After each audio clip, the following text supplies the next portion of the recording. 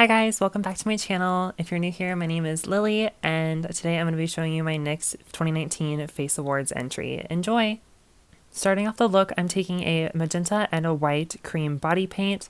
I mix them together to create this pastel pink shade. I'm blending that with a dense foundation brush and then going in with a beauty sponge to make the application more seamless.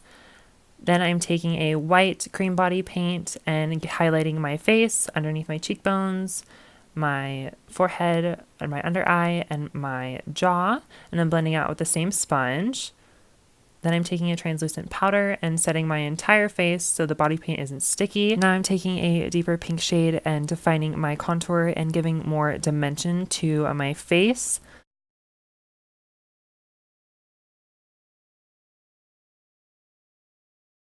I also contoured my nose and my jaw just to give a more chiseled look to the entire face. Now I'm taking a hot pink lipstick and an angled brush to define my brows. I'm angling them upwards to give more eyelid space for the eyeshadow look and also to give it a more evil and angular effect to the face. Now I'm going in with a bright white concealer and cleaning up the bottoms of the brows to make them extra sharp. And then I will also be blending this concealer down onto my eyelids for my eyeshadow base. The first eyeshadow color I'm dipping into is a deep raspberry color, and I'm winging this out to create the shape that I want for the eye look. And then I'm going in with a deeper black to define the crease and really give it some dimension. And I keep going back and forth between the raspberry shade and the deep black to really blend them together and make them a seamless, sort of cohesive look. And now I'm taking a very light pink to blend to the skin and the white on the brow, just so everything really flows together and there's no harsh lines. When applying shadow, I always like to pack it on first and then blend with little circular motions. Now I'm just bringing the black onto the lower lash line and then going in with that raspberry shade and, of course, the light pink shade again, just to make sure everything blends. Take your time with this. You want the blend to be seamless. Now I'm just taking a makeup remover on a Q-tip to cut my crease. I like doing this because it leaves a really clean base for any shadow that I'm going to be applying on the crease, and it just makes it pop even more. Before I blend the black shadow into the white concealer, I like to tap it out with my finger just to make it a little less sticky so the black doesn't stick and get super patchy. Now I'm going in with a bright pink shimmer shade to put on my crease. Now I'm taking a iridescent pink shimmer for my inner corner highlight. I also use this highlight later for the rest of my face. Now I'm just going in with a glitter liner and adding an extra pop of dimension on the cut crease. The final step to the eye look was adding a eyeliner, and with some editing magic, you're going to now see me with lashes and little heart decals under my eyes. I want to do my lashes off camera just to save some time. I also did some bottom lashes to really make the eyes pop. Now I'm just going in with a deep purple red shade to define my contours even more, and also adding pink body paint onto my ears so there's no skin showing. Now I'm taking the same pink shadows and deep purple shadows that I used on my eyes and my face to give myself that sort of lollipop lip that a lot of people like doing. I didn't want the lip to be super defined and clean. I wanted it to be a bit more messy. I'm also taking a deep plum lipstick and really adding the dimension with that to the lip. Taking the same iridescent pink highlighter that I used on the inner corner of my eyes, I'm just highlighting the rest of the high points on my face just to make them really pop and stand out. Taking the two cream body paints that I used before, I'm finally painting the rest of my body pink. I just did the same application to make it really seamless and opaque. I didn't want any skin to be showing. I even took it as far as to blending it really far down my arms and over the other side of my shoulders because I didn't want anything to be showing for the final looks and the photos. And I'm finally blending it out with a beauty blender just to make it look extra clean and flawless. Just as a warning for you guys, this body paint will stain, so make sure you have a really good makeup remover on hand.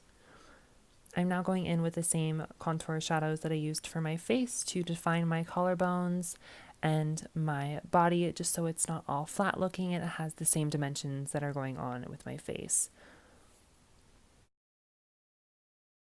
For a little more detail on what the inspo was for this look, I wanted to do a succubus, and she has been heartbroken so many times because men just keep leaving her because obviously she will kill them. And so she decided to finally rip her own heart out so she didn't have to feel the pain anymore. So she's a little sad, she's a little messed up, but she's super glamorous and she looks great doing it. So now I'm finally highlighting the collarbones and my shoulder bones to really make them pop and stand out under the lighting that I had chosen for my final looks and photos. I wanted everything to be pink, clearly. If you haven't guessed my favorite color already, I don't know how you wouldn't have. To create the ripped out heart effect, I'm starting by laying down a layer of liquid latex and then just layering toilet paper over top. And I kept doing this for a while until I had a really good thickness. I wanted it to look thicker when I cut it open so it didn't look just like really thin and flimsy. You keep doing this, and when you finally get to the point where you feel like it's thick enough and it is actually like off of your skin, you want to let it dry. I let mine dry for about 5 to 8 minutes until it wasn't sticky anymore. Keep in mind that if this is your first time using liquid latex, to be very careful and take your time, and also have an adult around if you are super young. You are going to be using scissors to cut the wound open, of course. And you don't want to cut your actual skin because, of course, that'd be dangerous. I used tweezers at first to pull up the tissues, so I wasn't getting super close to my skin with the scissors, and honestly I find that it worked better, and I could actually rip into it with the tweezers too, so I wasn't getting close to my skin with the scissors. So I really recommend that if you are going to recreate this. I cut out quite a bit of the hole. I wanted the hole to be pretty big because if you got your heart ripped out, it wouldn't be tiny unless it was by like some little leprechaun or something. So I cut out quite a bit of the wound until there was just like a little layer left around. And now you can see I'm filling it in with a black body paint. If you are recreating this, I would recommend making the liquid latex pink first because I found that it started to smear with the black a little bit, but it was very fixable when you add the bruising and the fake blood later on. So if you do the same steps as I do, you will be fine. I would just maybe recommend it a little different after I did it the first time. When blending the rest of the liquid latex with my pink skin, I went in with a bit of a deeper purple in the mixture because I wanted it to already look bruised before I started adding the bruising with the eyeshadow. Now I'm just setting all of that with a pink shade before going in with deep purples and deep pinks to add bruising and damage to the skin, because of course your skin wouldn't look super great if this happened to you. Don't be afraid to get messy with this. It's not supposed to look super clean and polished. Don't be afraid to add different colors too to really play with the bruising. I added a little bit of yellow even though the skin was pink, just because it gives off that kind of like rotting, sickly effect, and I wanted it to look like it had been open for a while. Now that basically all the details are done for the wound, I went in with a deep red gloss for my lips.